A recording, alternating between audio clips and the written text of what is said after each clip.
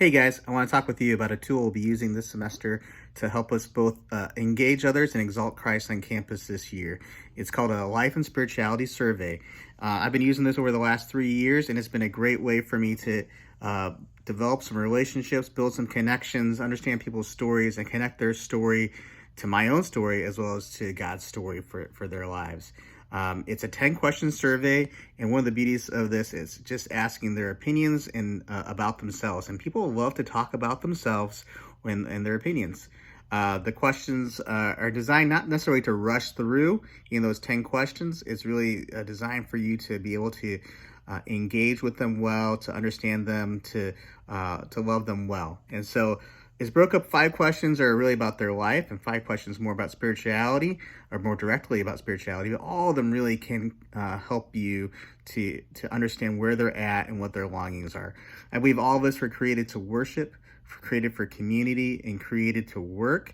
And so we will find ourselves longing for meaning, longing for intimacy, longing for purpose. And I think as you ask these questions, you will be able to kind of see where people are at, what their desires are, what they're missing out on, and be able to integrate the gospel into those conversations. The goal of this isn't simply to get answers to the survey, nor is it to simply move us into a conversation and get through a pamphlet, get through a booklet of the KGB. We really do want to love and care for people well and learn how to empathize with them, as well as point them to Jesus. So you may want to engage the person as you're talking with them. They seem like they want to rush through things, move through things quickly. But I found most people really enjoy the conversations. The questions will make them think. And I've had several people say, I've never talked to anyone about this before. And so it allows us to build a deep connection with them. You really do want to see how your story intersects with their story, and how their story intersects with God's story for their life. And so as you do this, there's some questions, there's some other questions that are given as prompts, of things you might want to ask them. But really, you do want to think through, like asking some clarifying questions, asking probing questions to the main questions that are there. Don't just write down something and leave it at that. You may ask questions like, "Oh, why do you say that?" Or "How have you experienced this? Can you explain that a little bit more?"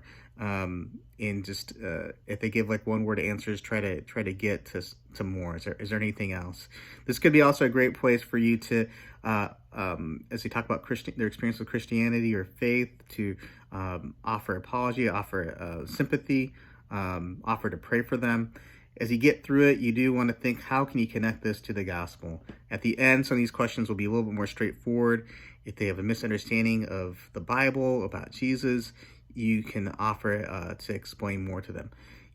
As we initiate it, we ask them to do a survey. And so at the end, if you want to start talking about Jesus, we do encourage you to not just move into talking about that, but to thank them for their time, and then ask if you could explain a little bit more clearly what we believe, or share about your experience with some of the things they talked about, and see if you can engage in more dialogue and more conversation so that you can point them towards Jesus.